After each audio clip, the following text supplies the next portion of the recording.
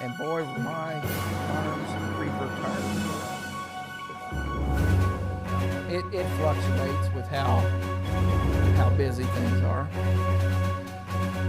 But you're required 32 to maintain your certification. Yeah.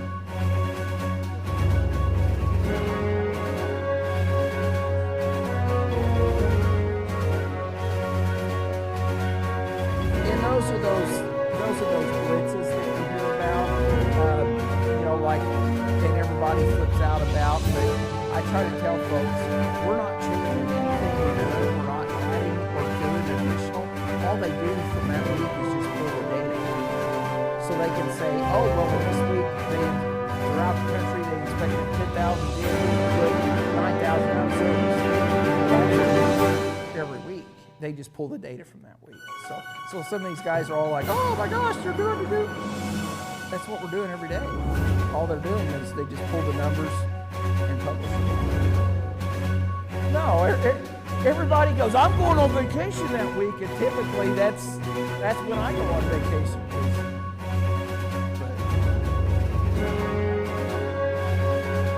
Well, weather like this, Steelhouse, nice wet. D.O.T. berries are not very cold. That's why we travel.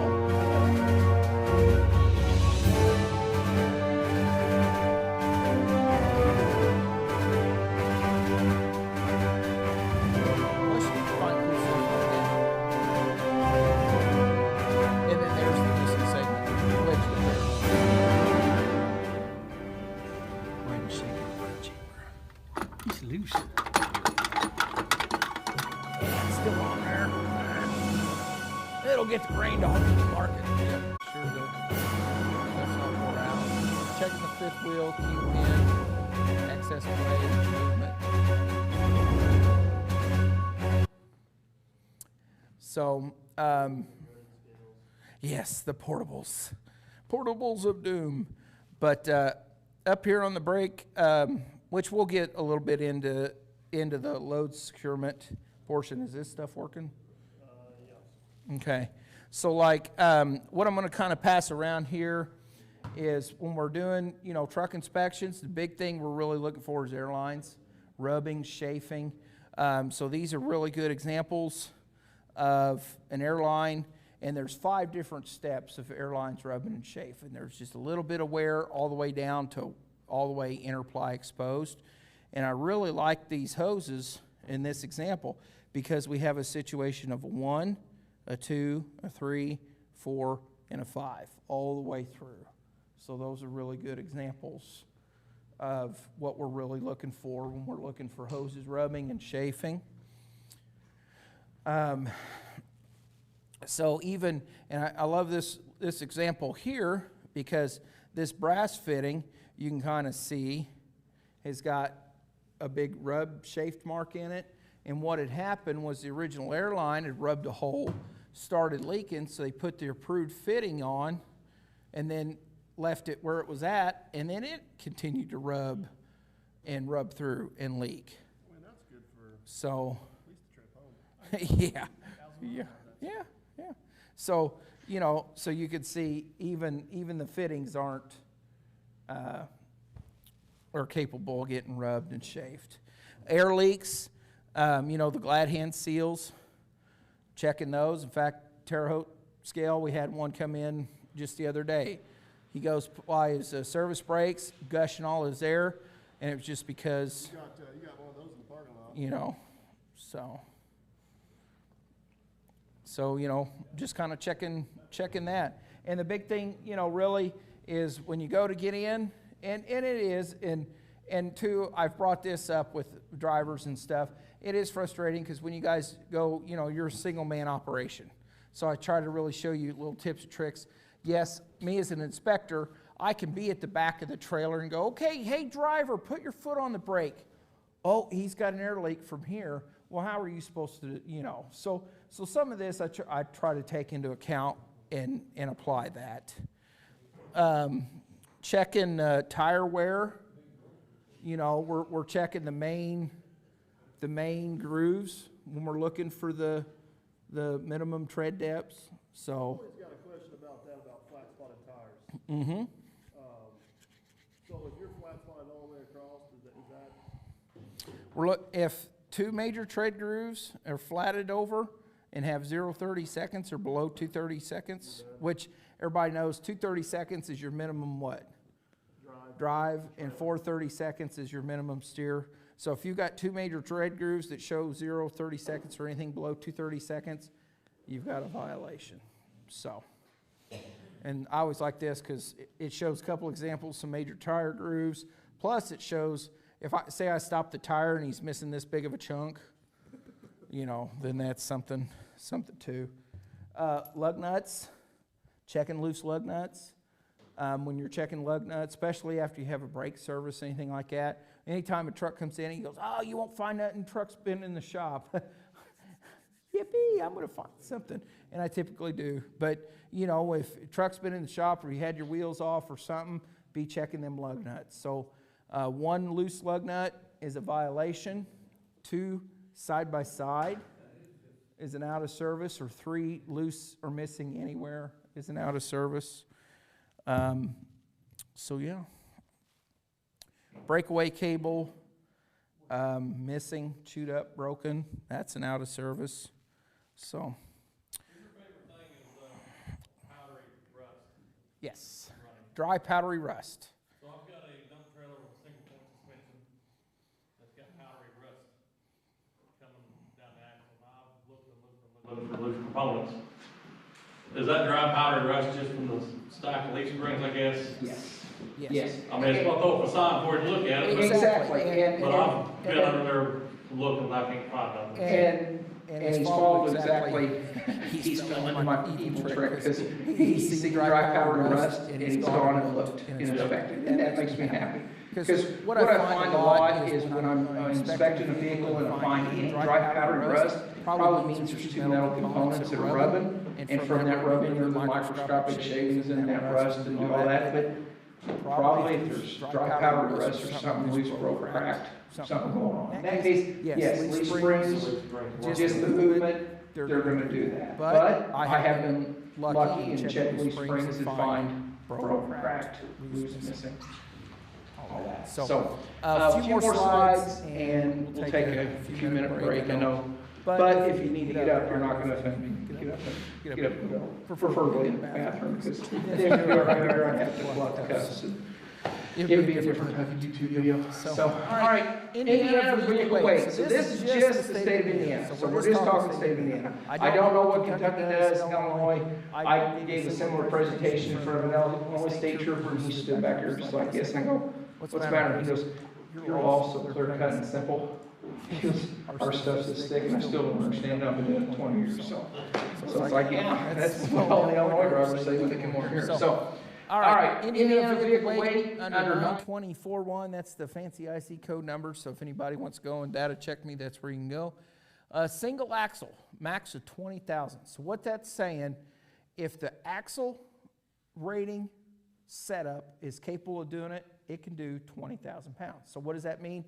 Like, Mike's got his semi-tractor out there. What's restricting his steer axle from making 20,000 pounds? Probably his tire rating. So we're going to go back to the tire rating, and that's what's going to be his max. Now, these dump trucks, single axle trucks, going down the road, they got their 4 sets of duals. They're going to be max 20,000 pounds. Tire rating may say 21, 22, but the state of Indiana says, nope, 20,000 pounds on that rear axle. Single axle. Tandem axle, kind of like what we see here. They're tied together, suspension tied together, and I could sit here and bore you and say, well, if it's between this many inches, you guys, you're all a smart crowd. You know what a tandem axle group is. They're tied together. Tandem axle group gets a max of 34,000 pounds. Same thing with the trailer. Max tandem axle group together, 34,000 pounds. So typically, a typical road tractor, they always say 12, and I have a lot of, oh gosh, you know, but I've got front axle can do this, or I can get 13.5 on my tire rating. You're fine. As long as you don't exceed that tire rating, because we always hear 12 is kind of the starting out number. Just remember max of tire rating. Absolutely, absolutely. If you put the big old floater tires, or that's what it came from, or, you know, you decide I'm gonna get a big tractor, bigger one I need, that's got big floats, 20,000. So does tire width play effect on that front axle? Because if you, say I've got an inch tire on the wide, does it still? It does, and that's, and when you go into the bridge formula and the weights, they have a formula where we can sit there and measure the width and all this, but the feds have came in and said, go off the tire rating. So I order overweight permits all the time. Mm-hmm. I can look at my tire ratings then. Yes and no, yes and no. If they're pretty close, but if it's one of those deals you permitted for 20, and we show up and it's, you know, standard steer tires, we're gonna be looking. Yeah, so if you've got the tire rating to match. You're looking at the tire rating. Yeah. Does the old 800 pounds per square inch of rim on the front apply yet or not? It does, and that's tied into the bridge formula and how we can compute all that. They used to But have 7.5 inch rim to get a 12,000 pound. yeah, Axle wide, but that still does. yeah, we still, and for the longest time I went out, called a buddy of mine that owned a record service and ordered a big pair of clamps and thought, oh, look at this, I'm a cock of the walk. I got these clips, and you know how many times I've used them in the last 14 years? Yeah. Because tire rating.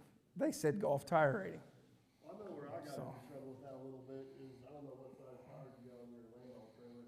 I used to have a trailer like this, but them smaller tires. I went up to the heavier ply, wider tires on Are they it. 17.5 or 22.5? 50 what? Like 17.5 or 22.5? 17.5s, but they're T35s. They're very, I think they'll carry a click over 40 though. Okay, because I know like on the bigger level of trims, you go at 22.5s, it's a lot easier to get the tire rating than it The is. regular ones are only like 34,000. Yeah. Yeah. And I've had that same issue. There's a certain electrical company in the area that I've done a lot of these outreach to. And when we showed up and I talked about tire rating, they real quickly went and started computing. And yeah, they figured out, ooh, we are way overweight on these tire ratings. So triaxle. So if you stick around, he's getting bigger and badder equipment. So he's had to get bigger and badder trailers. So now we're going to really talk about triaxle setups. So like triaxle setup, Mike's trailer setup, max the state of Indiana is going to grant that as 50,000 pounds. They're going to give a triaxle setup. Like triaxle dump trucks that we have here in the state of Indiana, the 3-axle setup, max we're going to grant for the triaxle group is 50,000 pounds. And then within that triaxle group, the max we're going to give those tandems is 34. And then that tag axle, the max it could ever do is 20. So there's a lot of different numbers, and I have a whole 20-minute presentation on overweight stuff, but I'm just going to kind of keep it simple. Single axle, max out at 20, but always go off your tire weight rating. That's going to be your max. When anybody calls me and says, how much can this setup go? What's your tire max rating? If your tire rating is below this, that's what you got to stick with. We do So. have a whole video on another channel, Heavy Metal Learning, covering all those. That's right. That's right. We did shoot that. And that was fun and informational, too. See, now we're- Your standard 22.5, 24.5 will be rated for. yes, yes. Really, the only times that ever gets a guy in trouble is like those random trailer sizes. You know, Mike's old trailer had them a little bit smaller. So that was early on we had that discussion. He was like, no, I checked that. I can do my tire ratings over 34. Then we're good to go there. Do your 40,000 spread on your. Yes, yes. And what that is, and what he asked was on the spread axle trailers, can you still get 40,000? Absolutely. See some of the dump trailers around here, steel haulers have all gone to the spread axle. So what they're capitalizing on is that single axle 20 and 20. So that's where they're getting their 40. Yeah, yeah. Good. All right. Vehicle weights and tire weight ratings. So when I stop a vehicle and I'm worried about weights, these are the areas that I'm going to be looking at. So if I've got on my mind, you know, I see a setup like Mike's truck and trailer out there, first thing I'm going to say is, what's his registered weight? So I'm going to go to his plates, look at his plates. He's got an apportion registration. He's registered 80,000 pounds. He's good on his registration. Next thing I'm going to look at is the actual weight. That means we're going to pull out the scales. We're going to weigh him up and see what his actual weight is. Then we're going to go tire weight rating. Like I said, if I got any tires that I'm like, I'm not sure on, we'll jot down the tire weight rating and we'll see what those are and compare it to what we're getting. And then single axle, 20,000 off of that. So again, you know, I like this little diagram, but every tire is going to have stamped on it the tire rating. And I love, and here in the state of Indiana, it doesn't matter if you're a CMV or if you're just Billy Bob out towing, you know. A couple years ago, I stopped this big dually pickup. He had a big old cap motor in it, and he was still a dually, and he drove by me, and he's like that, just getting it. So I stopped him. I said, hey, I'm going to weigh you real quick. Well, why? Why are you going by me like that? You're squatting. Oh, I ain't going to be overweight. Weighed him. He had, you know, at the time, state of Indiana still had 7,000-pound plates. He had a 7,000-pound plate on the dually. I don't know. So he was weighing 12,000 pounds. So he was over his registered. He was over, you know. And that's all state statute. That's not federal statute. So that's something that, you know, if you're running around in your pickup truck and you got a load of gravel in the back and you're squatting, you can be stopped and weighed. Does the interbridge still go in effect on the 80,000? Yes. 31 foot or whatever it is? Yeah, I think it's 32, but really with everything we have kind of stepped back from a lot of that. I don't want to say we don't, but then like the short trailers and stuff, yeah. 73,280. Yep. And then depending on further out. Mm-hmm. Yeah. Yeah. And where we see that a lot is Illinois trucks. State of Illinois does not honor triaxles or quad axles, so we see a lot of short dump trailers coming out of the state of Illinois. Well, they'll come over here, they'll load 80,000 going, I'm a semi-truck and trailer, yay! And then they'll head for the line, and I'll stop them and go, whoa! Well, this says here 74,000, you know, because of your bridge. So, yeah, shorter stuff. And if you got any questions on that, reach out to me, and there's a whole big long spreadsheet if you're this long and this long. Or I love the ones, they're dump trailers this long, but then their big old stretched out Peterbilt is that long. And then it's like, dude, you got more length from your front axle to your rear than you do your... It is. It's cool. They're cool, and as a D.O.T. inspector, I'm like, that's just creeper room. That gets me into that. You know, they're like, yeah, we're stretched out, and I'm like, I could fit under that. You know, heck yeah, that's more room to wiggle in. I can turn around and yeah. Well, and then they put them fancy low strung light bars on there. I don't like those because you can't fit a creeper under those, but. All right, so like everything else, farmers get an exemption. So let's talk about the farmer's exemption. Farmers, when they're loaded, farm commodities, from the place of production to the first point of delivery, that's important, first point of delivery. So Farmer Chris picks corn from his field and he's taking it back to Farmer Chris's farm.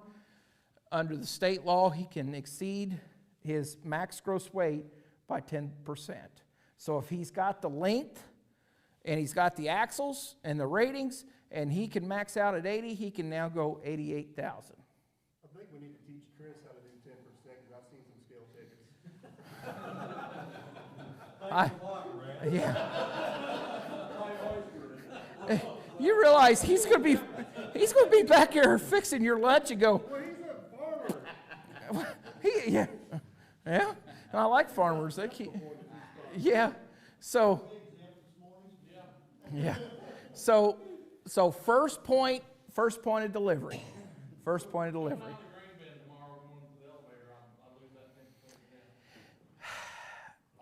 They have pushed that to allow kind of that as their first point of delivery. So they've over the last farmers have really gained a lot more ground on that. But yeah, the first point, but if it's one of those deals, you're going to the grain bin and say, for what, and correct me if I'm wrong, but say you get there and on one side you dump grain and you're bringing back a load of fertilizer, you can get 10% going, but you can't get 10% coming back. And I've had that coming. Well, where are you coming from? Oh, I'm coming from wherever this is byproduct I bought for the farm. Why are you weighing 84? Well, I thought I'd get 10%. No, that's not, So understanding the first point of delivery, but the second. And what about the interstate? Interstates, no. But what about a Canada truck if you got a plate of 48,000 on it and your GVW is 52 and you're hauling maybe 56? Is that legal? So we go off of the GVWR, and since Indiana, I don't want to say goofy because that got me in trouble. I called a Indiana law goofy one time and got that phone call. But so in the state law, they did this thing where they basically, you could register a farm plated vehicle for use with farm commodities to its actual weight, empty weight. You could register it for it. So then we were instructed, because then we started, you're over, and then they sent out a bulletin to us, said no, if they're loaded with a farm commodity, they can do that. So corn, grain, feed, lime, something like that, but say you decide, you know what, I dropped a load of corn, I need gravel for the driveway, and you load gravel, I got you. That's not, So even though you can say, well, my cows are stubborn-headed and they eat all the gypsum gravel I can bring home. No, so, but, yeah, grain only. Yeah. Not coming back. No. Now, like I said, if you're in town and you load feed or something that is a designated farm commodity, but like in the area where I was at, there's a certain farm vehicle that he likes to haul a lot of gravel to my farm yard. No. So, but yeah, interstates, no, you don't get the Still have 10. special overweight permit? Yes, and I discuss that in a next section. We are back live over, so if you want Oh. to repeat the questions. Okay. All right, question was, do we have additional permits for heavier than 88,000 in state of Indiana for farmers? Yes, we do, and we'll discuss that in a minute. All right, overweight, Indiana, farmers, 10% if they're coming from their first point. No interstate travel. So that means if they're on the interstate, they got to be at their legal gross. So state roads only. Weight limits imposed by bridges, we won't get too into that. Farmer logger, hey, they try to, we'll mark the logger Wade portion off of this since he decided to play hooky today and play in the woods. So, but you can have the option of buying a one-time permit to permit up to 97,000. Same thing with loggers. If they know they're going to be cleaning up the yard and they're going to be pushing it and they want to spend the money to do it legal, I add, they can apply and get a permit for 97,000 and use that the one-time permit. Your thoughts on the truck on 97,000, are they safe?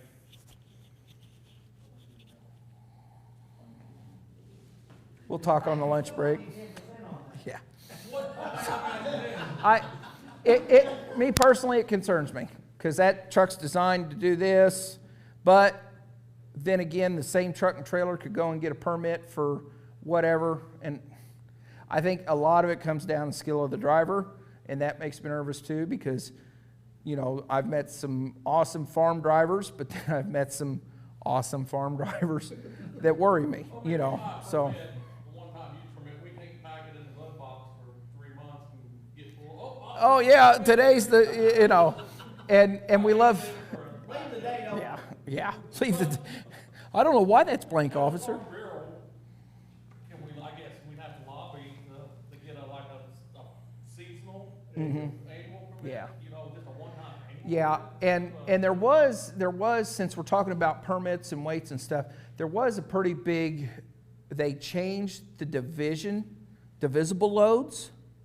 So now, like, used to be divisible loads. If they were divisible, you couldn't permit them. And then the steel haulers got it to where they could haul 2 steel coils and be up to, 100, or I forget what the number is. Yeah, 120. I don't know why, but they were on that setup. And now the state's also pushing that additional axles, like if you want to run additional axles, you can carry the additional weight up to 80,000. So like what he said about the inner bridge, say they got a shorter truck and trailer that with 5 axles can only do 75,000, but they decide I like that length, but I'm going to add an additional axle, then they can get that additional divisible.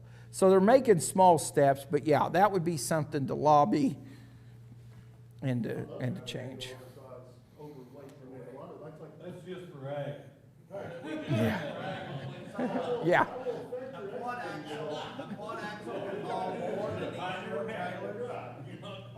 Well, a quad axle can 73 280s the max, and the shorter trailers, if they're the short and they same length and whatever, they start out at 73 280. So as they get incrementally longer, they get more weight up until I forget what it is. It's like 55, 56.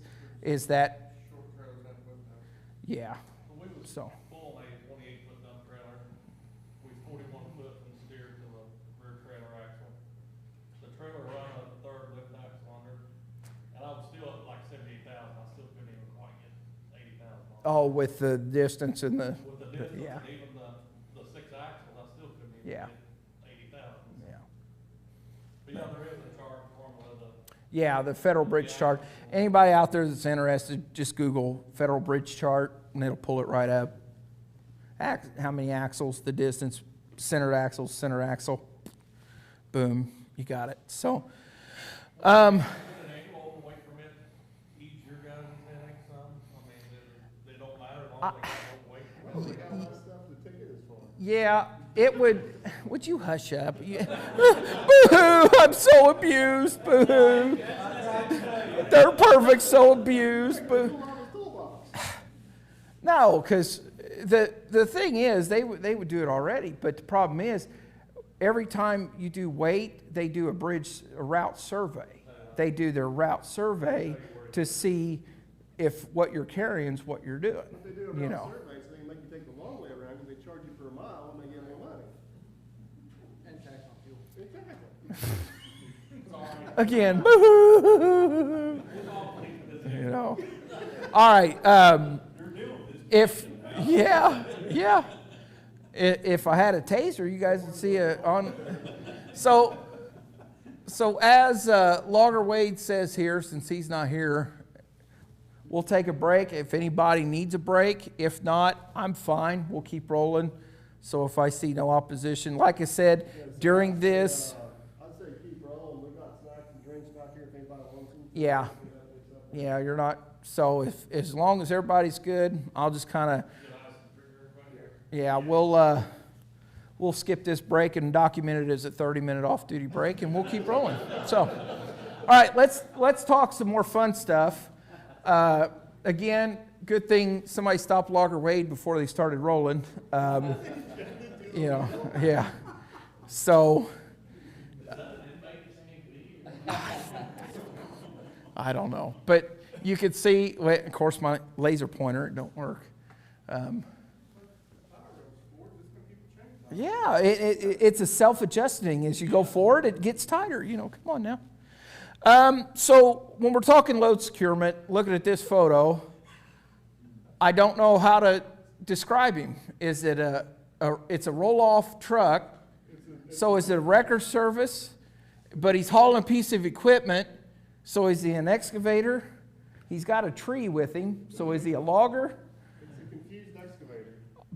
And then the passenger identified it. Throwing the tree on it, though. Yeah. Well, and the passenger identified as a farmer. So I was just happy the driver identified as a CDL holder. So that was good. And he goes, I bet I know why you stopped me. And I said, yep, your brake lights. And I'm like, yeah. So that's what it looks like when you loan the next farmer your dozer, it breaks down, and then it turns into, I'll pick it up next week, and that turns into 6 years ago, and they get there and realize there's a 6-inch. So it was easier just to rip the whole thing out of the ground because they didn't have a chainsaw. So it was funny. And I said, That's not a big red flag or green flag. oh, yeah. And I said, okay, here's my problem. I said, right now you're probably taller than 13.6, but when you're going down the road, that tree was bent back, you're under. So how do I apply the over? So he's legal at 55. Yeah, at 55 miles an hour, he gets his height underneath the. So, but he had good load securement, so that's what we're going to talk about. So, load securement. When we get into load securement, we'll kind of start in with heavy equipment. So and I could put the general, anybody out there watching, general load securement, 393-100. If you're interested, go into there. That's what starts load securement off. It basically, 393-100 says, if you've got something, you're hauling something, and it's capable of coming loose, rolling, affecting the handling of the vehicle, it's required to be secured. So in van trailers, we open up a van trailer, and there's cargo that's shifted, and the whole van trailer shifted over, then we're going to write a violation. A good example of when we probably wouldn't was, say I stop a 53-foot trailer, what are you loaded with? Pillows. And I open that, and there's just pillows knocked down everywhere.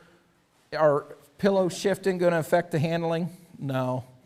But say I open it up, and there's pallets full of brake rotors that's shifted and the whole trailer's sitting sideways, yeah, he's probably going to get wrote up for that. So that's kind of the general, and we'll hit on some others, but 393-130 is basically the bread and butter when it comes to heavy equipment. 393-130, and you can read through that, or I like to highlight stuff, so I got 10,000 pounds or more. So whenever I see a piece of equipment, I identify it as 10,000 pounds or more. I'm going to go to 393-130, check the criteria, and see if the equipment's loaded per the That's why regulation. everything I own, I keep under 10,000 pounds. Can anyone else look out there and see what's on? It's getting pretty deep in here. I was going to say, I think you guys can verify that's a little greater than 10,000 pounds. Maybe the I think your scales are miscalibrated. I'm pretty sure. The scales. We'll see. Okay. I want to see your certification. It's right here at the bottom of this ticket. Come to court. I'll show I you will all the point out certifications though, we do have several people watching online again, but we do have a really good entire video over load securement. It was actually one of these trainings a couple years ago. It was what, #1 till a couple It weeks was the ago? #1 dirt perfect video until like 3 weeks Yeah, ago when you I'm got like- blowed out of the water. But so you're #2 now. Yeah. But you're still #1. in What my was book. that? What was that, water boy? I'm #1. Oh no, I suck again. I'm #2. You know. He called me a couple weeks ago, and he's like, "Guess what? Your video got passed up." And I'm like, "Yeah, I still have a ticket book." No, it's all good. It's fun. So 393-130. This is what we're going to look at when the equipment's greater than 10,001 pounds. So 10,001 pounds in 393-130. It starts off saying, okay, preparation, getting the equipment prepared for transport. So what are we going to do? Accessory equipment needs to be lowered, secured to the deck, or locked in. We'll dive into that, different things. So a couple photos here. You see like this man lift. It's greater than 10,000 pounds. He's got the bucket lowered as close to the deck as it can get, and it's secured. We see the front end loader, the bucket lowered to the deck, secured. So check one, it's prepared with the accessory equipment lowered. Very and serious secured. question. Let me take a drink for this one. Are you sure that's not a person lift?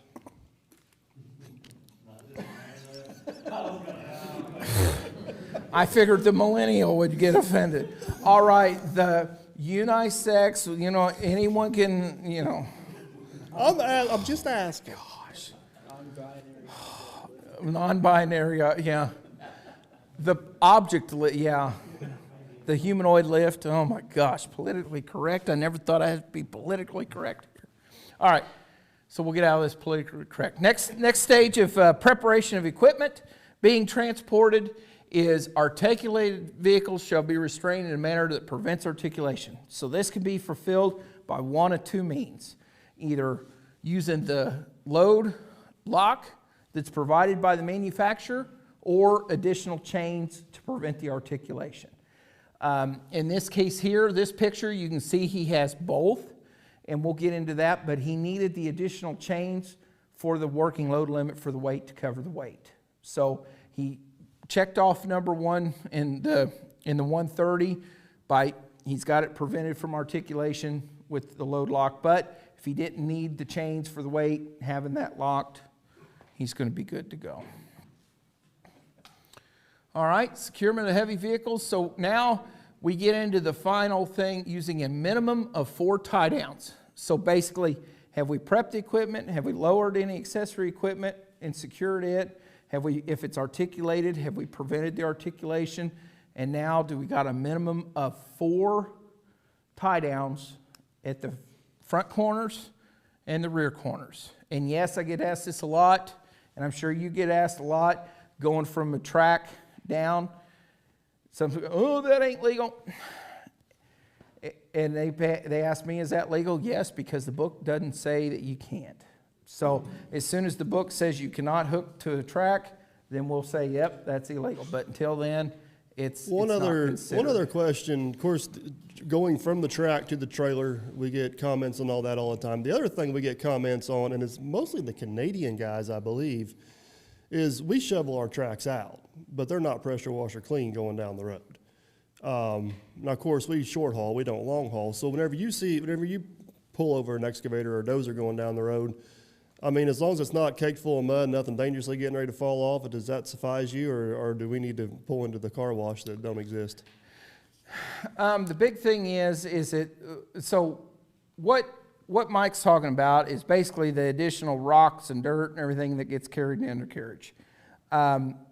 Loose dunnage. We have a general code for loose dunnage that we can sit there and cite, and then if it's bad enough, we could technically, in a sense, put out of service. But basically, wintertime like this, cold, frozen, if it's not, bound to fall off, we're kind of forgiven on that. But you got to be mindful. It's not necessarily us. It's the person driving the Mercedes that's following way too close, speeding, tailgating you anyway, that's going to be calling in, griping a rock fell off and busted their windshield. So just kind of keep that mindful. I mean, we don't want a of that. rock to go off into anybody's windshield more than anybody else's, but I mean, for people who don't haul equipment every day, I don't know if they realize how difficult that is to obtain that goal, I guess is where I'm going with that. As far as getting look at that it from the cleaned other off. side. Yeah. I got a question too. Yeah. Going with this previous slide with the man lift or the non-binary lift or whatever. Okay. So the basket The is not... unisex. Yes, the Lifter unisex 3000. raising of the spirit device. The basket's not on the deck. So let's just say that arm is all the way down because it looks like it is, and that basket does not reach the deck. Should you put dunnage under it or something of the sort? Some people would probably say yes. Some people would probably say no. I'm going to leave that to the manufacturer, because the manufacturer may say it's down in a locked position and you guys dealing with equipment. But me as an inspector, as far as what I'm looking at, is it lowered, secured, and secured? Right. Yeah. As far as the manufacturer, they may suggest something else. When we pull an excavator boom down, does the 10-foot double chains apply like you're hauling pipe? You gotta have, it doesn't, all you have to have is 4 pieces on the track. 4 on the thing and 1 just to cover the accessory. Yeah, I mean on the excavator boom, where you Yeah. put it down and grade on. Yeah, no, the 10 You don't foot. have to have anything? No, because that's length. And so when we're talking equipment has its own section. So this is the section. And that, the length, Boom doesn't have to have on it. no, It does.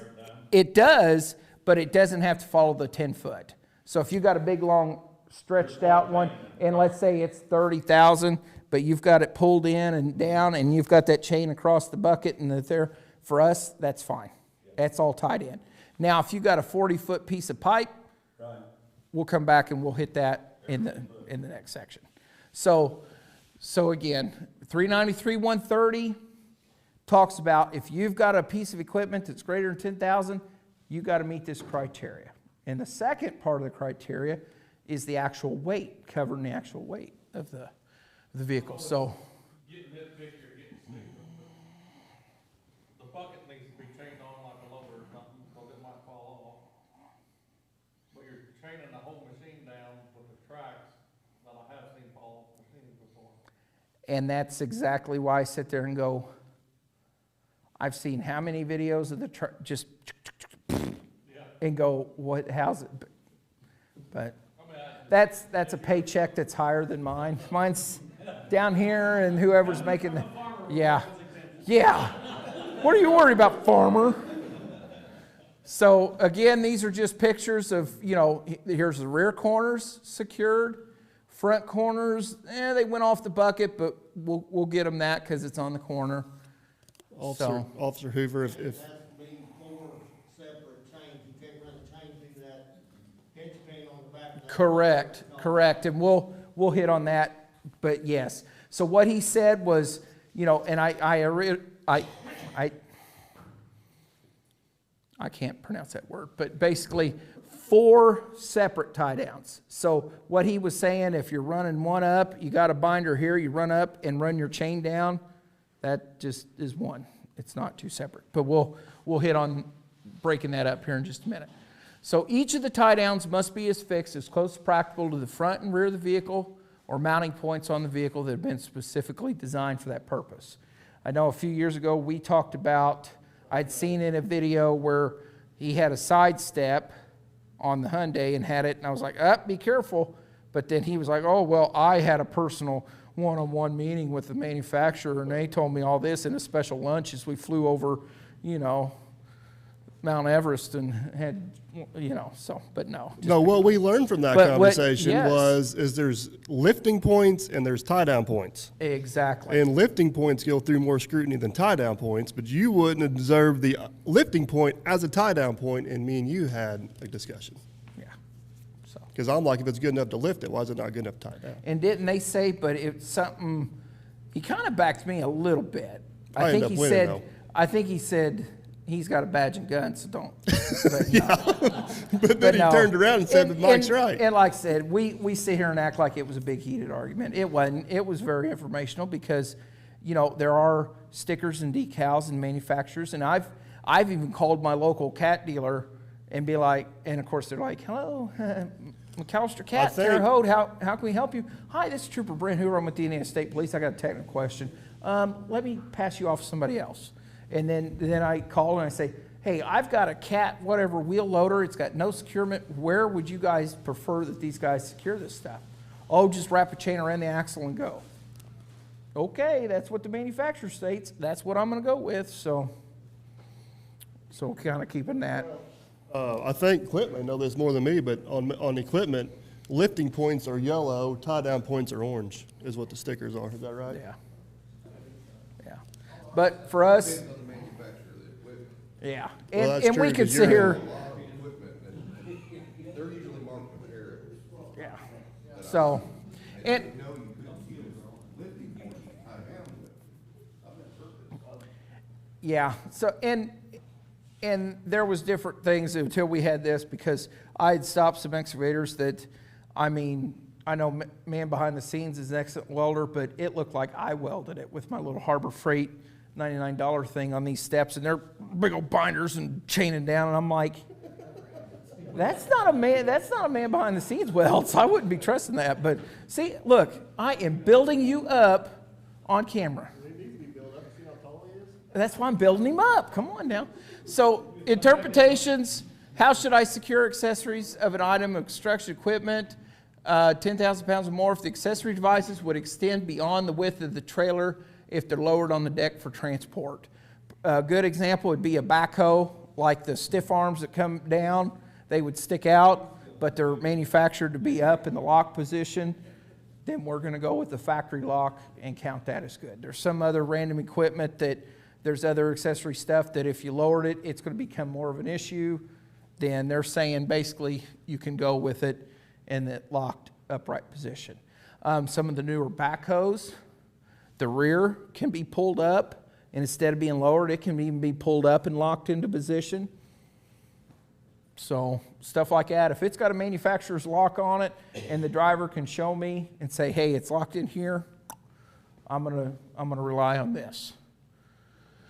Tractor loader backhoe weighing over 10,000 pounds. The loader and backhoe accessories are each equipped with locking devices that prevent them from moving up and down from side to side while obstruction.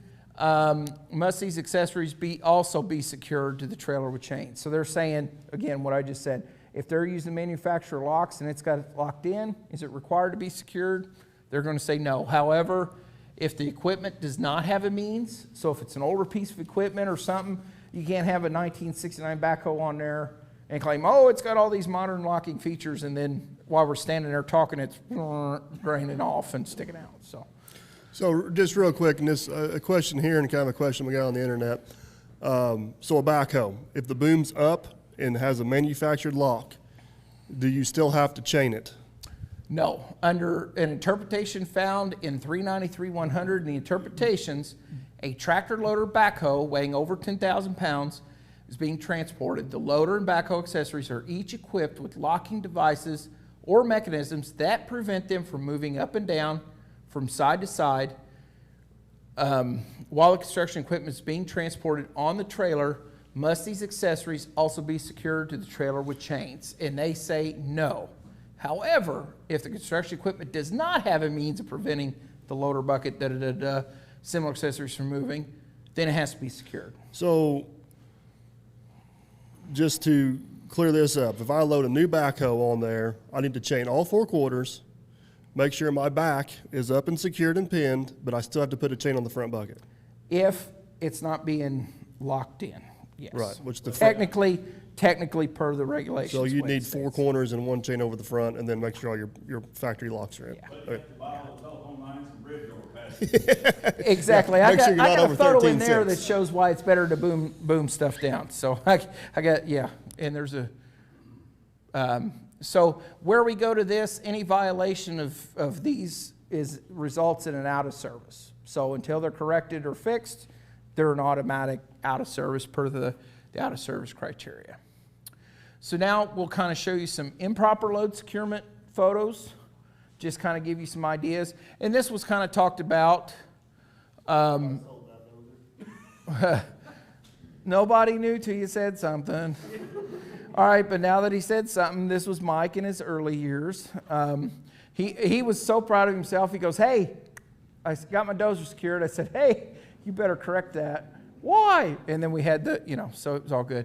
But you could see dozer greater than 10,000 pounds, and we got to have our 4 separate corners, and we got 1 chain going up, 1 binder. Not. I'm not for sure if it weighs 10,000 pounds. I am sure they may go, nope, it weighs 9,800. You are wrong, and I'd be like, okay. So. Do your chains still have to be 50% of what's open, their rating? Yeah, and we'll get to that fun section. I like to scramble the mine and then give it a minute and then scramble it again. It's always fun.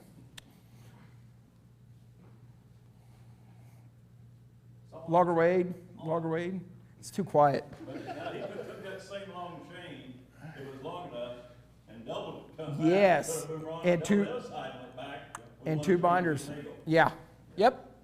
So must have 4 independent tie downs, 2 in the front, 2 in the rear. I know. That's the new entrance to Derby Market. Famous landmark. All right, improper load securement. So you can see, remember, we're looking for two independent corners. So these drivers thought, ooh, we'll do a tricky and trick the D.O.T. I'm smarter than the average bear.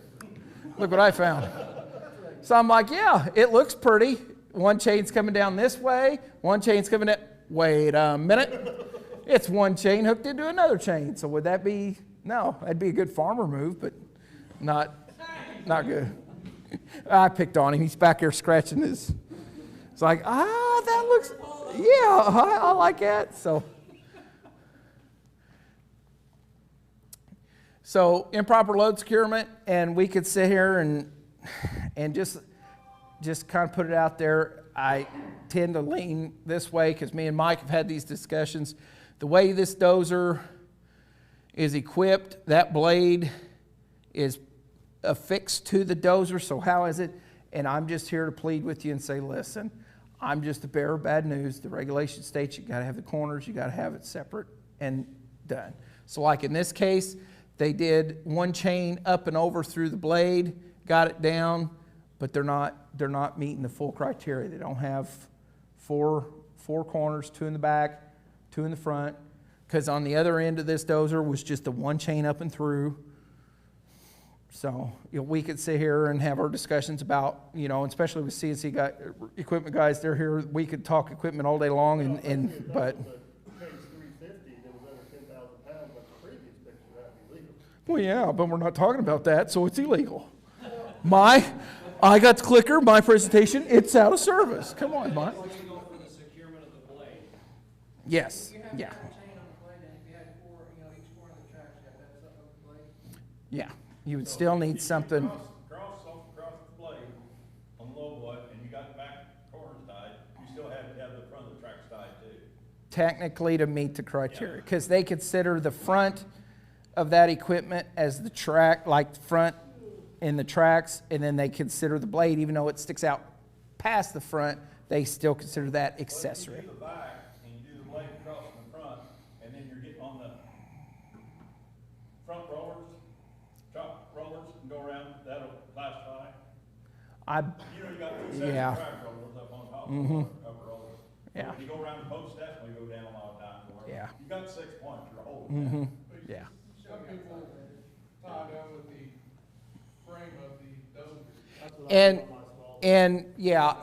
and so you'll also see chains come through, Underneath the cylinder there. and you'll see them come down and then down.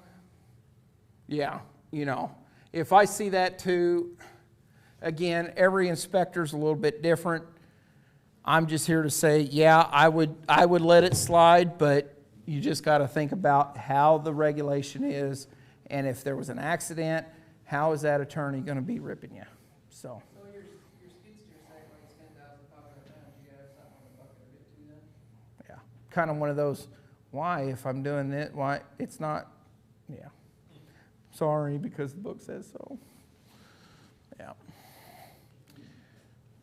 Oh, no. All right, farmers are not exempt from load securement. No.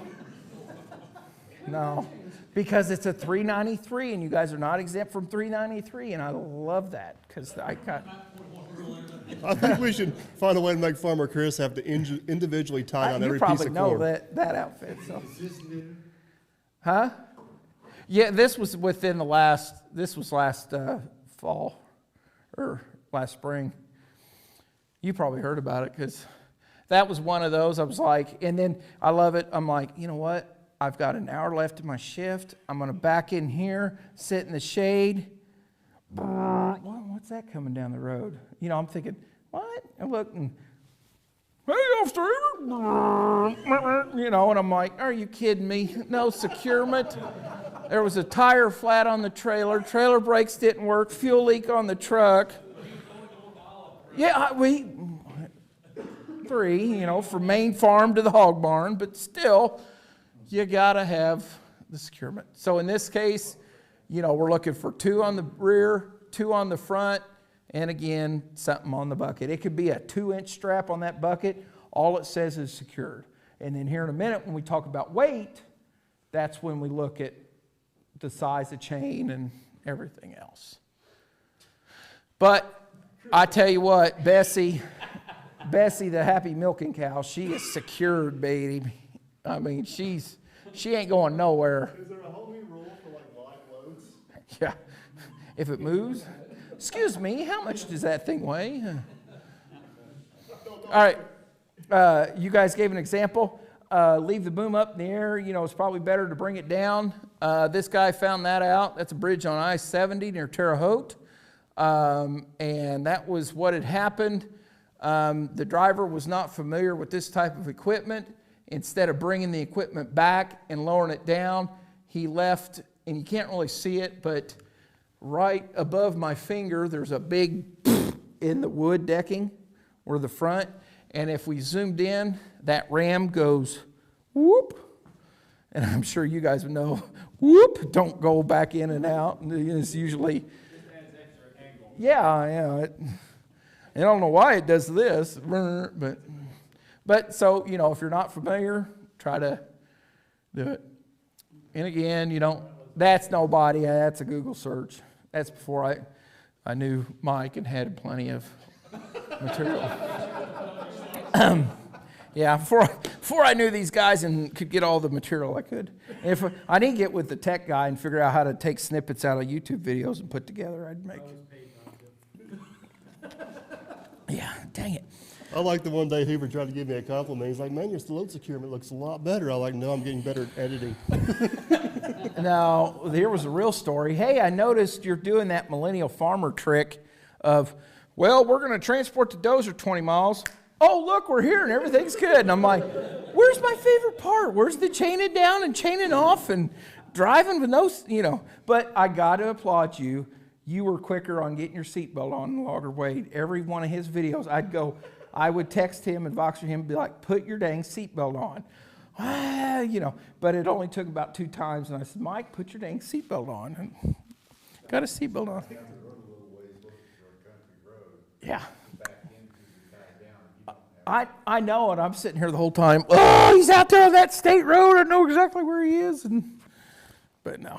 All right, so tie down defect table, chains, twisted bent links.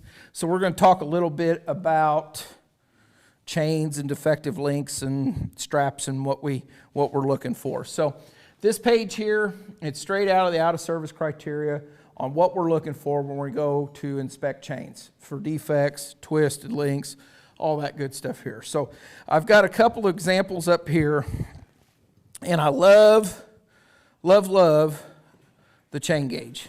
Chain gauge here, Brake Tech Tools, U.S. company. They make all sorts of cool stuff. Like I said, based in Chattanooga, I think. But like chain gauge here, I love it. It's best $20. But when we go, we look at chains. You know, what are we looking for? You know, we got a piece of chain here. We're coming through and we see multiple bent links. So again, if this chain was being used as securement and I come through, we see bent links. Bent links meet the out of service criteria. So what does it do? It makes this chain no good. Sucks, but it makes it no good. So I take that out of my computation on weight. So when we're looking, basically any little tweak, bend, anything like that, I love the chain gauge because you can bring a straight edge in and use it. And then plus it's got to where on one side we can see the size and the other side it says OOS. And where that comes in handy is see this chain here. And if we went through and held it up, the chain, this is all one chain in itself. So I'm looking at it and I go, okay, it's 5/16. It's a 5/16 chain. Looks good on this end, but then we get to the middle of the chain and all of a sudden 5/16, and we can see our out of service side. So I can fit my out of service side on this 5/16 chain. So that means it's less than 20%. So that makes this chain no good. And what had happened, this chain had hung in a chain rack on the back of the truck. And of course you got all that extra stuff. Well, it was sitting in a big old soup of like road salt and water and grime. And so he goes to pull it out and goes, yep, this is a good chain. Well, he didn't look at the rest of it that I was looking at. And he was tying down stuff. Now, to be devil's advocate here, as long as he's only using the good part of that chain, he's legal, right? Yes, but in this case, no, he wasn't. He was using the entire chain, and bam. Only as strong as your weakest link. Goodbye. No, what was that? Oh, no, okay, that was bad pun. All right, so chains, bent, kinked, gouged, twisted. It's going to be in the out of service criteria. The approved links. You got your serious over-the-road guys that use the approved links, and then you stay away from Ace Hardware, Repair a Link, lawnmower trailer type stuff. Stay away from that. And the approved links are these H links, and I forgot what the technical term of that one link is. But those are the only good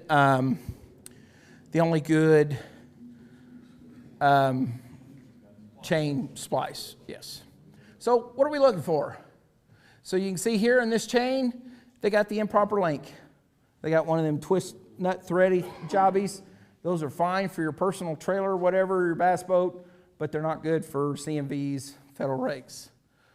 What do we see here? We see the chain has worn so much between the links that when he went to bind it down, they kinked themselves. They wouldn't even come straight. So there was so much excess wear in there that it caused it to kink. Welder special. Can you weld the chains together? Hey, you may have a man behind the scenes weld it and go, there's no way Mike could break that. But unfortunately, the feds say no. Sorry. So, twist tying your chains instead of hooking them and just making a knot, twisting it around and chaining her down. Nope, doesn't work.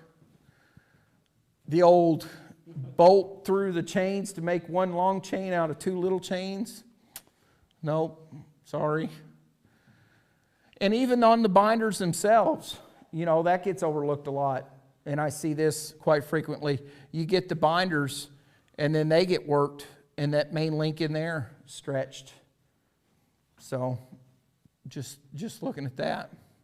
And then you can see the good twist in the chain there. All right, so tie down effects for straps. Basically, long story on straps is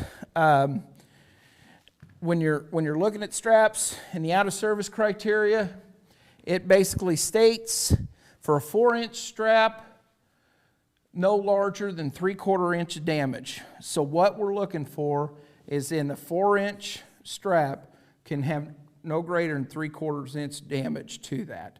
So what are we looking for? When we start down through here, if we got a cut on this side and a cut on this side, they add up. If they add up, we measure them, they're greater than 3/4, strap's no good. If we come down and we look in the middle, there's a cut, splice, something greater than 3/4, makes it no good. And all those are added up. The only place it does not add up is say there's a 1/4 inch here, 1/4 inch here, 1/4 inch here, 1/4 inch there. That doesn't. It's got to add up across the width. And then it goes on down. It's got 4 inch. For a 3 inch, it's 5/8.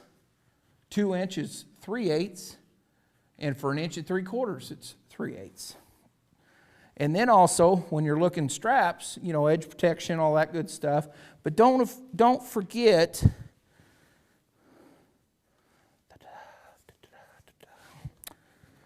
Vanna, don't forget about the ends where they come together and they pinch and they kind of fold them over. But those are perfect spots to wear. I've had a guy, strap looked wonderful, but it was halfway on. And I'm like, your strap's no good. Where? I checked in myself. Oh, but that don't count. Yeah, it does. It's holding it to the thing. Gosh darn it. Yeah, let's argue about it, shall we? But you know, I mean, that end looks good, but oh gosh, you know. And like I've told guys before, you know, I had one guy go, I'm just going to throw that. Hey, cut these straps. Use those cut straps as edge protection. You know, keep a big style.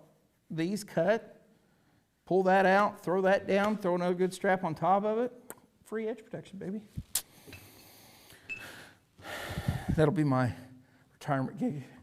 Edge protection, sold by Hoover. All right, examples of some bad straps. Bad strap, no good. Oh, look at that strap, it's getting cut. Sad. Look at that one. I've seen it on YouTube. Oh, another idea. That violation's been seen on YouTube. Cut strap here. He's got wonderful edge protection, but doing that strap, you know, no good.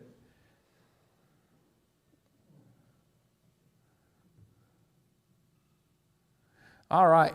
What are the rules for general securing articles of cargo? probably should start off this, but this was kind of what I said was, you know, if you're hauling cargo, you have to have some sort of load securement on it. And we'll kind of break down a little bit more. So general, cargo must be firmly immobilized or secured. So like here, you know, example, bunch of auto parts have come apart. They tried to saran wrap them together and they fell apart and shifting, all that stuff.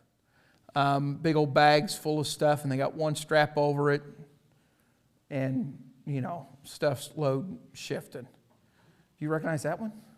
I do. That's I my do. driveway. That's my house on that All right. All he had to say was yes, but he went on. So you guys think I'm being a bully picking on him? All right, so I do recognize that, but that's not my truck, so. Well, yeah, but we do have to say excellent load securement because it nearly shifted and the load stayed on the truck. So That truck went down the road for about 60 feet on 3 wheels. yeah, so you know, some examples of some good load securement. In here, see how everything's over to the side? Oh, I cut that one. But that trailer is going down the road like this. He had no idea why I was stopping him. Smoke from your tires. Yeah, yeah. Sorry, Schwann's guy, I'm not to help you. All right, cargo placement and restraint. Articles of cargo that are likely to roll must be restrained by chalk wedges or a cradle or equivalent means to prevent rolling. This means of preventing rolling must not be capable of becoming unintentionally unfastened or loose while the vehicle's in transit. So this deals with a lot of like steel coils, bigger stuff. Cargo placement, articles of cargo placed beside each other and secured by transverse tie downs must be either be placed in direct contact with each other or be prevented from shifting towards each other while in transit. So you can see you got the big blocks. And what had happened, the straps were loose because as he's going down the road, those things are kind of getting pulled together. If he had had something in there to prevent that or whatever. The aggregate working load limit. The aggregate working load limit has to be considered whenever you're doing load securement. So like equipment, first part, do you have 393, 130 covered? Do you have your four corners? Do you have your accessory equipment? And here's the second part. Do you have your aggregate working load limit covered? With tie downs used to secure a group or articles against movement must be at least 1/2 times the weight of the article or group of articles. So this code is what states if you've got 100,000 pounds sitting on that trailer, you have to have 50,000 pounds of working load limit to cover that. So if the machine weighs 50,000, the working load limit tie downs must be 25,000 pounds or greater. Is Schwann's guy calling you too? No? Could be. Yeah. Hello. Thank you for staying at Hilton. Would you like a credit card? Oh, hello. Yeah. Finally, we've reached you. So 1/2 of the working load limit, and this breaks it down. Don't get argue with me. I'm just reading from the book. Because when I get a lot of back and forth, well, it's in the book. So I'm just citing what's in the book. 1/2 the working load limit of tie down that goes from an anchor point on the vehicle to an anchor point on the article of cargo. So basically, what does that mean? That means if you hook onto the cargo and come to the trailer, that chain, binder, whatever that working load limit is, gets cut in half, 50%. And when we factor that, we're going for the weakest one. So we look at the chain, the size of the chain, look at the binder, and whichever one's weaker, we take that, cut it by half, and calculate it. And if there's anybody out there, I have put together a worksheet that I outline all this and even got a little area you can sit there and jot down and do the math. If you want that, like I said, we'll get the email address, shoot me an email, I'd be happy to send that to you. Plus, it covers all the codes that cover all this stuff, so if you need to look at it again, all that's covered on there. So you mentioned an email address. Do you want to, we got about 300 and something people watching. What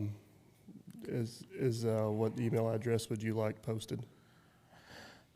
We'll go with my work one, I guess. Okay. B. Hoover. Yeah. because there's no tech guy, there's no way to send you a document and share. YouTube doesn't have like a file document. No. Share, does it? What about through your Facebook page? Would that be a good place to find you? Yeah. Which is the Indiana CVED page, correct? Yeah. Reach out on Facebook, Indiana State Police CVED, Commercial Vehicle Enforcement. Say, hey, I'd be interested in that, and then I can shoot you an email through there.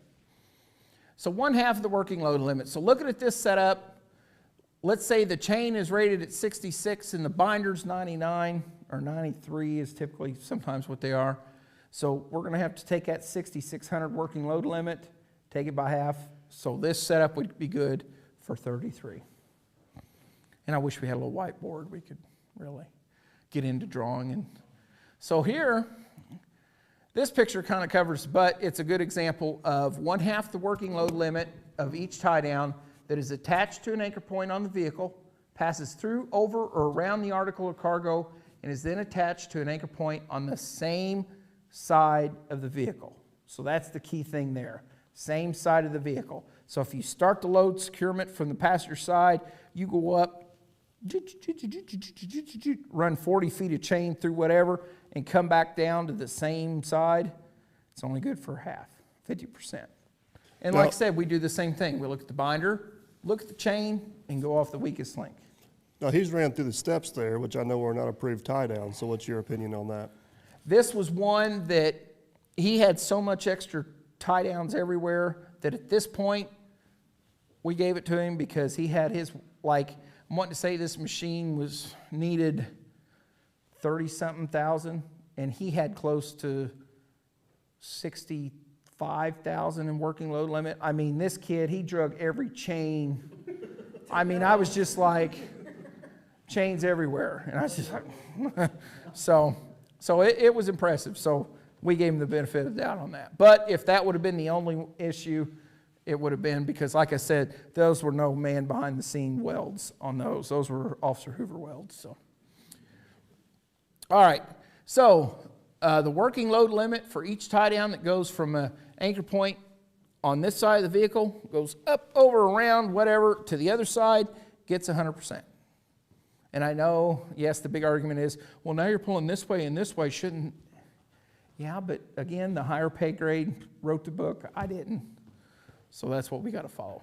So in this case here, you see chain straps are going up and over the large object and back down. So we get 100% of the working load. Well, I did. It was a Edwards port when they tore the power plant down and replaced it. This was a big turbine out of the power plant. And it was going by, and I said that exact thing. Driver, what is that? Well, it's a scrap turbine thing. Okay, now that we got that answered, how much does it weigh? Well, I know my empty weight's this. Okay, well, I got some little device here that'll tell us. So I tell you what, my hat's off to him. He had 4 chains, 4 straps, up and over, and he nailed it. But he was still out of service. Why? Round object, and his cribbing had worked its way out. So remember, if it's got a chance to roll, it's got to be cribbed and all that, and technically out of service because now he had an 8x8 timber about that big, about 2 inches from falling off the side of his trailer. So, and I was nice. I wasn't like, you're out of service. I was just like, hey, fix that, you know. But he did a good job and legal and everything else. But that's what it was. It was a retired turbine out of a power plant. All right. So looking at this photo, binders. So we can see we got the binders. I'll get my non-laser pointer here. So we got our binders here. Binders coming up from the side of the trailer up to the tracks, which we discussed. No law prohibiting that, even though we all know, yeah, we see tracks pop off all the time. So we look at the binder. Let's say that's 10-3, then we get a half. Okay? Now we're looking at the binder and the chain coming up and over. What would you give that setup? It still gets half. Still gets half. Because it's hooking to the equipment, going down to the side. Even though the driver's like, but it goes from this side to this side. Well, but the code reads from this side to, you know. So either one of those, which this is doubling up again. This kid, he drug every brand new chain and binder. He was proud of every chain and binder he had. And he overdid it, but either one of those would be acceptable for covering the weight and the corners. Because you got the front corners. You ran a chain. Train? Boop, boop. Yeah. I'm sorry. Both tracks, up on the top of them, from one side of the trailer to the other, and then put binder on it, you get 100%. I've done that to get my weight. I have the corners, I have to go. Yeah, you'll get 100% if you go up and over, but it don't count as your four corners. Yeah. You can, again, you can secure, as long as you got the minimum four corners blade, you can put chains over whatever else, and it's just going to be just to get the weight. And that's what we see a lot of the time is there is additional on there just to get the weight. Like the side steps that were hooked down, just to get the weight. The one excavator he had, and I don't think I added it, but across this bucket there were more chains and binder. I mean, but he did it because he had to cover the weight. So, but you know, and a lot of times they'll have eyelets up here, and I'll see they'll run a big clevis or whatever, and then they'll run additional chain down. Not good for the four corners, but good all day long. We got a quick internet question from Yes. Nick here. What is the legal track overhang before you have to run outriggers or extra boards? I'm sorry, I pulled my wife move. I kind of listened but didn't. Honey, did you? But she says I do that, so I'm sorry. What is the My legal, apologies to whoever's online. legal track overhang before you have to run outriggers or extension boards on your lowboy? Well, there's nothing in the regulations that state. So basically, The object just has to be on, securely on the trailer. yeah. But if So when we anything get there over, and it's hanging off, then we write the ticket for insecure load. so basically make sure if it's on the trailer, it stays on the trailer. And I know that's a big internet hot topic. Oh my gosh, you go in. I had one guy go, Officer Hoover, you need to go to this thread and you need to tell him how it is. And I was like, okay, let me see. I ain't touching that. Officer Hoover gets drug in the mud enough. I ain't going there. But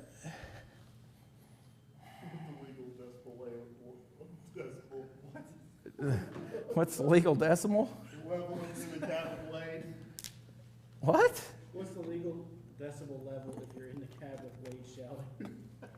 Haven't got that device yet, but well, actually, I do. This thing's got. If your iPhone watch goes off that the environment's too loud, I ought to try that next time I'm with Wade. Yeah. I didn't know. What's being posted? Ooh, that's a nice truck. All right. How is the working load limit of tie down or the load restraining value of friction mat determined? Kind of threw this in here. I don't know if anybody messes with friction mats or something, but basically, friction mat, you throw 100,000 pounds on it, it's going to give 50,000, which I think's hooey because I've personally witnessed those things fly out. But yeah. No, because 393, 130 don't cover that. Well, I've seen some videos on a mag trailer. No securement. Is that? That is cool. I've Legal. not So explain the not question here. there. Yes. So what Mr. NY, I'm trying to be polite. Mr. What the Millennial. millennial guy, bearded millennial, said was magnetized trailers. Flip a switch and that's cool. But like the old guy I stopped a bunch of years ago that got upset with me because he had added a piece of pipe down the center. I'm like, as extraordinary as this is, until they write it in the federal regulations, I can't give it to you. So, I mean, if I stop somebody and they said it's a magnetized, hey, that's cool, but until the federal regulations say that's an acceptable means.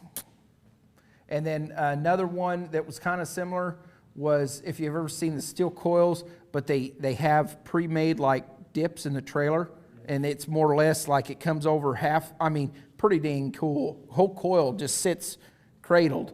And they're like, the only way to get that thing out is crane straight up. Yeah, in that case. but until the regulations give that as a viable exempt, till they slap the farmer sticker on it and call it exempt. I mean, you can't, yeah. I'm being nice. All right, so permit or not to permit, some of the guidelines, anything wider than 8.6 is required a width permit. 10,086. Oh my gosh. I'm going to step back here. Good Lord, strike him as he sits. All right. Anything taller than 13.6? I know, and you're electrical wired into him. Farmers, you get some exemptions again on some of this stuff. As long as you stay off the interstate, you can haul different sized farmer equipment. For difference in state, Illinois allows interstate. But Indiana, yeah. So if you get to Indiana line, then you go. Yeah. And then basically, when you're reaching out for a permit, you've got to contact the Indiana Department of Revenue, Oversize, Overweight, and contact them for the permitting. So. When is it required to have an Escort, I would have to look. I'm wanting to say escort's wider than 12 something. I would have to look 12.6-ish. Then you're required an escort. If you're wider than 14, then 2. I'd have to double check. Don't quote me on the exact numbers. And agriculture falls into that? In the state of Indiana, yeah. So, and a lot of times it's better, if you're thinking, oh, I may need to have somebody go with you and flag. So if you have a piece of self-propelled piece of equipment wider than 12 foot, He talked about hauling, you didn't say driving. okay? Are you hauling it? Hauling it or driving it? Either one. Driving it's like moving a. Do you have a combine? I mean, no. Now if you're hauling it, Yeah. that's your requirement. You need a You gotta have spotter. Yeah. safer anyways. Yeah, safer for that. All right. This next section kind of deals with logs. Is there anyone in here that's a logger? Logger Wade? No? Once in a while, I got a load of firewood. So we're going to kind of breeze through this. I will slow down and talk about the length stuff just because we do talk a little bit about length stuff. I am personally endorsed by Logger Wade himself, as you can see. Secure your logs right the first time, Logger Wade. My Blackie's the best. I don't know about that one. I've heard my Blackie's in a dozen pieces. And then I owe it all to Officer Hoover. What can I say? Yeah. No, not Logger Wade. Gosh, why is it so crazy on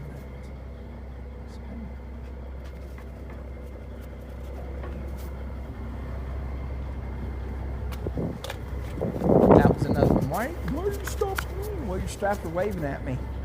Stop me, stop.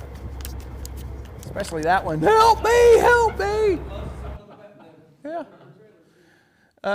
What are rules securing logs? Logs must be transported on a vehicle, basically with the cribs and all that good stuff. Stakes, bolsters, standards, equivalent means, cradle logs, and prevent them from rolling. So like I said, since really no loggers are in here, I'm going to kind of breeze through this. If you see any internet questions, please let me know. I don't want to skip those guys. Components. All vehicle components involved in securement of logs must be designed and built to withstand all anticipated operational forces. Stake standards. So basically, when we stop log trucks, one, are we looking at the load securement? Yes. Then we're also checking the stakes to make sure they're not cracked, broke, loose, missing, falling off, all that good stuff. Load securement, tie downs must be used in combination with those stakes and bolsters. Transported in a crib type, and then I went on to define crib type log trailer for the loggers when they were here. So basically, you guys can see that's crib type trailer designed to hold the logs in a crib.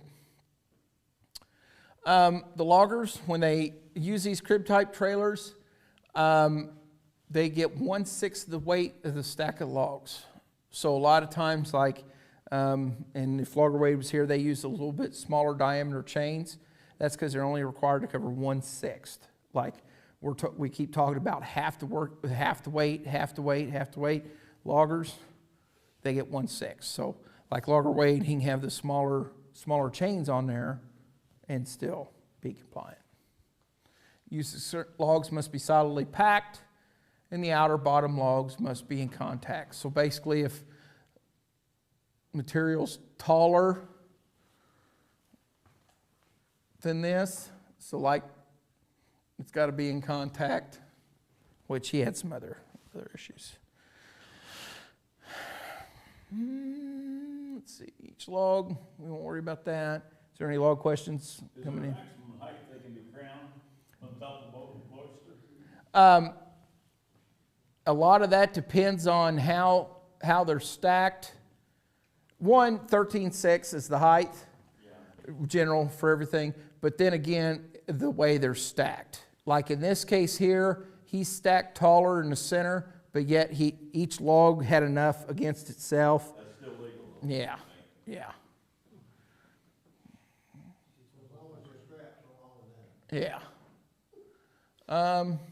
So random internet question. Hey, that's my stuff. I didn't say that. He's like, oh, that's me operating illegal on the state highway. Just for the right away. record, I did not put those logs there. I'm picking them up. So this. He's like, there's my 120. So this is just an interesting question. It's a little bit off topic, but do snow plows have a different speed limit than regular trucks? That is the question, right? No, well, yes. Truck mounted snow plows, what's the speed limit with the plow attached when the manual says not to drive over 3/5 of the posted limit? Well, that's probably what they're asking, like, that's more manufacturer's guidance and all that. That's not tied into federal or state More like law. to appease the lawyers. Right. Just like they had to write it in the state law, like the salt trucks that are driving by and dispensing salt, that they're actually legal to have a leaky load. That means somebody at some point had an issue with a salt truck having a leaky load. So they had to write a law to cover the leaky load. So I just want to point out that Loggerweight wrecked his truck on top of a yellow jacket's nest. Yeah. Yellow jacket's nest. So what an odd place to load logs, and what a strange loader too. What are the rules for securing dressed lumber, similar building products? Basically, when we start to get into the bundles, and if there's different criteria if they load the bundles on a crib type trailer versus a flatbed, but we kind of get into the 393, the length. And I like this one because it really varies, and we talk about the lengths. So in 393.110, when an article is not blocked or positioned to prevent movement in the forward direction by headerboard, bulkhead, or other cargo that is positioned to prevent such movement or other appropriate blocking devices, one tie down for articles 5 feet or less in length, 1,100 pounds or less in weight. So we'll kind of stop there and go, if you're got a flatbed trailer and you've got a pallet or something on there that's less than 5 feet and less than 1,100 pounds, you are okay with one securement device. Now, let's say you got 1,100 pounds on there, and we divide that, and that's what, 5,500 or 550 is now what we need to cover in working load limit, which typically you see 4-inch straps, stuff like that. So now 2 tie downs if the article is 5 feet or less in length and more than 1,100 pounds. So now we got a pallet of, let's say, shingles on there, more than 1,100 pounds, but it's less than 5 foot. Now, if it's not blocked or braced right up against the front of a trailer or something to prevent it, it's got to have 2. Longer than 5 feet, but less than or equal to 10 in length, irrespective of weight. So now, if it's 10 foot or less, not blocked or braced, it's got to have 2. 2 tie downs, the article is longer than 10, and 1 for every additional 10 feet in length. So that's kind of what you were talking about. This doesn't, the 393, 130 covers equipment. This is separate, so don't have to worry about that. So a real quick, easy way, say I roll up and I've got a 45-foot long I-beam. I've got to secure. I have no blocking in the front. It's just one big flatbed trailer. So I need 2 for the first 10, 20, 30, 40, and 5. So I need 6 securement straps, chains, whatever. You need a bare minimum of 6 on there. So that's kind of the general rule of thumb. Now there is a little bit of exemption, not for farmers, but exemption for materials kind of like this. Like this is one of those concrete form type structures. If they've got certain stronger sections, they can bunch the chains up, not necessarily have them every 10, but they still have to cover. Or you see those trailers that'll stretch, then they got to have enough in the front, enough in the rear to cover the length. They just don't have to worry about the center. 2 tie downs if the article is 5 feet or less in length and more than 1,100 pounds. So we got these big concrete blocks, and you can see more than 1,100 pounds. They are together, bonus to this driver, but he's still out of service because I think the driver is pointing still out the truck is not on the road. It's in the parking area. Just saying. And Officer Hoover noted in the comments that you went 25 miles on a state highway to get from said point A to B, and boo-hoo. Here's your citation. So, yeah, Mike, what are those boxes? He knew it was coming because after he released the video, hey, Mike, how much did blocks weigh? I think the biggest issue here is the trailer is overloaded. There's 4 blocks on there, Mike, what are you doing? Whose side you want back here? And I think you still have that trailer, don't you? Yeah. No. Oh, it broke. Oh, that's the trailer that broke in half. He still has it, and the details he gave to a guy who used it the next time was only put 3 on it. Yeah, and use multiple chains. But Captain Kleeman, I was impressed. He did his little block load securement thing. 393, 110 continued. And I had to joke Logger Wade that time. I was watching his video and actually got a screenshot of one of his videos, but it wasn't his truck. But you can see here, so like this dress pallet of lumber, because Logger Wade, you got to love him, but I sent him this picture and he's like, oh yeah, that's 14 foot, and da-da-da-da. And he's like, wait a minute, where is that, Officer Hoover? And I said, it come from your video. And he's like, quiet. I'm like, wow, that's unusual. But so 14 foot, what did we say? Not blocked and braced. So in the first 10, it's got to have what? 2? And some people call that penalty strap. Doesn't matter. So 2 and 1 for additional.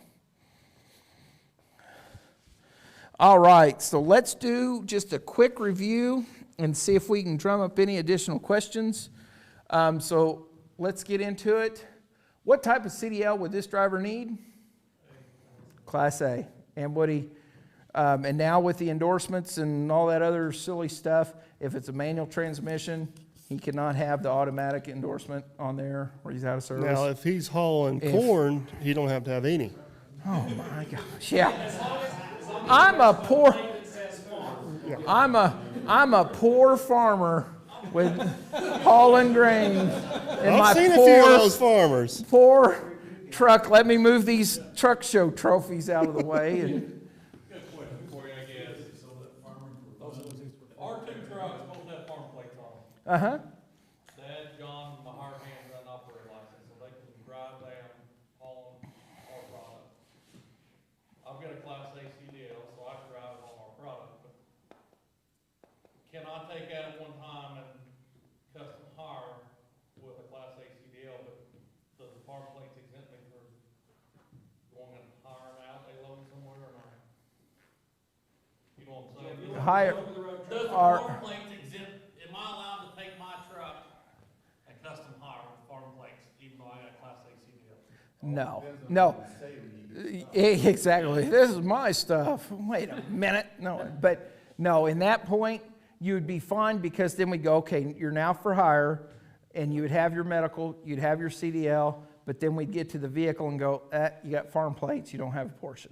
So then, yeah, if you, say you got those 2 trucks and you have one with the portion plates, and then you custom hire a couple times out of the year or whatever enough to justify that portion. If you go, hey, anything custom I'm going to do, I'm taking that truck, then. But they're not allowed to drive with operating license for farm use. Well, if they're hauling the type, technically under that, no, because, but it's one of those deals. If, like, I've got a local outfit, they've got one farmhand that, due to a medical reason, was never able to obtain a CDL.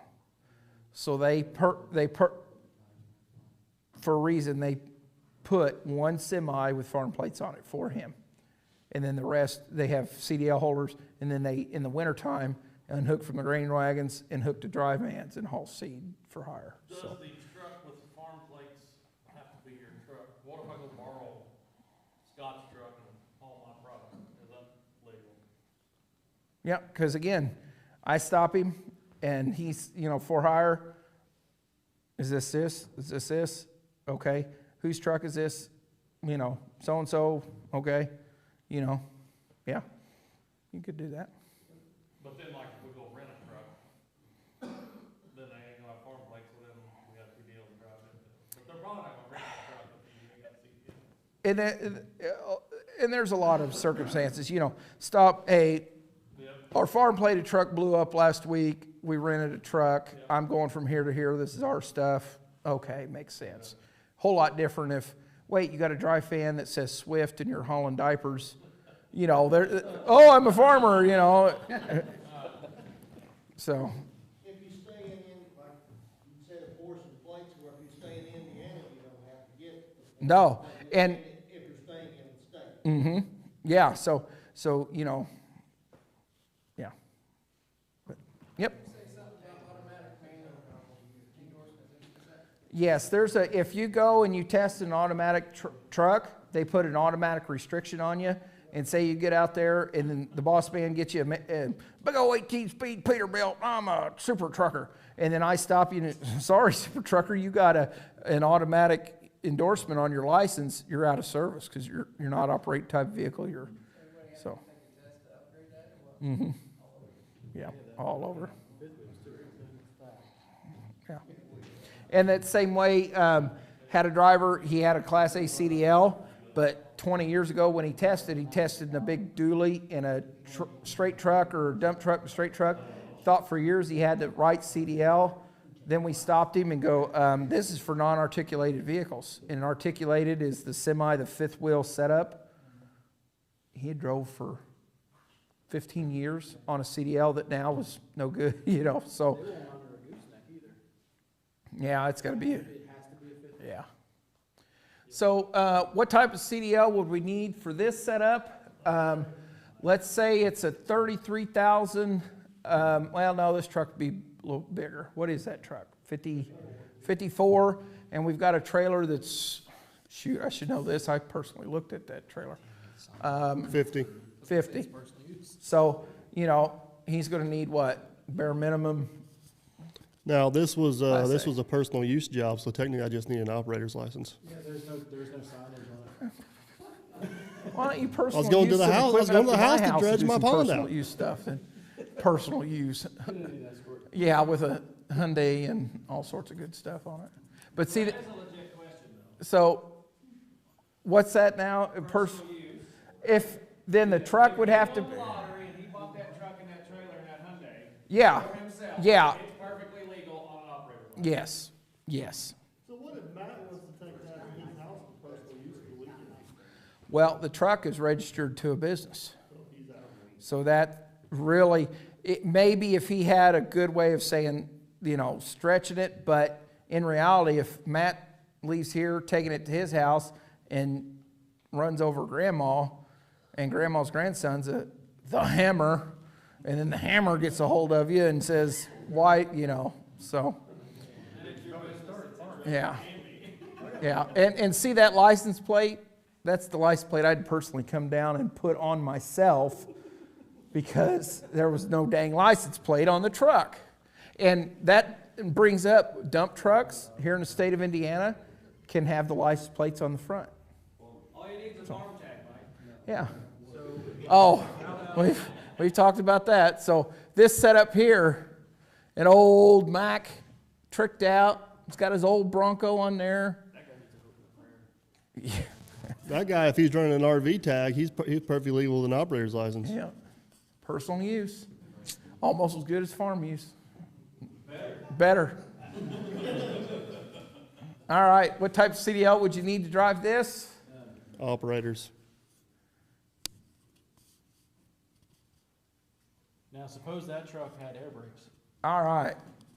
What is the truck required to have to operate? Just the truck sitting at GVWR or 58,000? If you're driving just the truck? Oh, proper, or truck required. Okay, I'm sorry. I asked the wrong question. But yes, I heard someone said B. Yeah. Proper registration, carrier name, DOT numbers, if the fuel tax. So we've got our name, our DOT number, our IFTA, Officer Hoover approved license plate, our old decal, falling off. You have to have proof of Annual, insurance. yeah, proof of insurance. I should have put proof and proper. Yeah, it's kind of a law enforcement, you know, when the vehicle's got proof and proper, it's got proof of insurance, proper registration. Proper safety equipment, fire extinguisher, triangles, spare electrical fuses. What does this load need to have it properly secured? So to meet 393-130, we need 2 separate tie downs in the front, 2 separate tie downs in the rear, and the accessory boom secured as well. So this is a perfect example of what he was asking earlier. He said, you know, you got something that says every 10 feet you need something, and this boom, let's say, is 30 feet. Now, 393-130 trumps it, 4 corners, one on, it's going to meet that. Maybe an extra chain to cut and get you your weight. Yeah, and possibly, and then we must ensure the 50% of the weight is covered by the working load limit. What's the maximum length overhang? 4 foot? He was under a permit, so but yeah, 4 foot. Or you have to have flat. Yeah, But you can't go over if you have a 53-foot trailer, right? yeah, without a permit. And that's also fun when you get the little guy from Texas and he's got a 53-foot flatbed and he's overhang. And I said, "Where's your permit?" "I don't need no permit." "Oh, yeah, you do. Yeah, you do." All right, so what about this load securement? Since we've gone through the Officer Hoover load securement class, what would we have an issue with? Yeah, they're not together, not touching. Regulate the load must be in direct contact or blocked or brace to prevent movement. All right, let's watch this video and see how many violations we can spot. So everybody,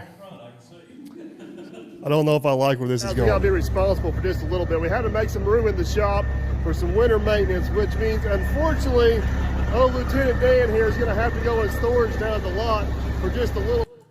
ah, dang it. I was trying to pause the video. All right.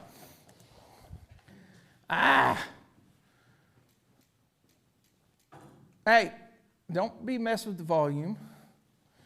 Now why won't it play? Just so you know, Hoover, I asked him, did he call you before he broadcasted this video? Hate to say it, guys, we gotta be responsible for just a little bit. Oh, We I had to loved make it. some I was room like, in the shop oh, for some yes. winter maintenance, which means, unfortunately, Lieutenant Oh, we don't need Dan the here is volume gonna to have see to the go in violations. storage down at the lot for don't have just to a hear little it. bit until we get some stuff All right, done. everybody I see the promise first we'll get it back violation? in. But, it Yeah, might be a cool everybody ride. see Check the other this out. violations? Get all of our safety equipment Yeah, installed that we safety have equipment. available to us. Yep, that's pretty much it. We're sitting on the seat there. Out of No service? windshield. Only a Grab a violation, gear and go not for it. out of service for emission. No seat belt. He's got a CDL, so we'll give him that. He's got a medical. Oh, look at him, just jamming gears. No hood, but, you know, no lights, no turn signals, no seat belt, no DOT numbers.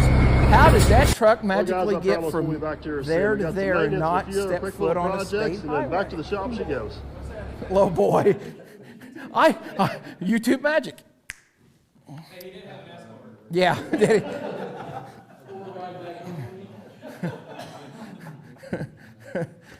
Man behind the scenes. Watch out! All right. This next week, we are nationwide. We're doing a big Truckers Against Trafficking outreach. State of Indiana, a few years ago, we partnered with Truckers Against Trafficking. And they basically, the department mandated anytime I come out and talk to anybody in public, they'd like us to take a few minutes to talk about human trafficking. Everybody pretty well has got a smartphone. If you go and download the app, it's free for Truckers Against Trafficking. Kind of one of those download it and forget it. And then if you're ever somewhere where you see something or you got a question, you can go to that app. It's got phone numbers, information, describing on things to look for, all that good stuff. And if you see something, how you can report it wherever you're at. So hotline, all that good stuff. So we'll leave it at, did you ever get that tire flipped over to the, he came into the pit and he had three tires white lettered and one was not. And it was like, what the heck? Hey, if I pull into the pit and the only violation you can find is I have 3 white walls and 1 black wall tire, I'm doing pretty good. Expired plates on the trailer.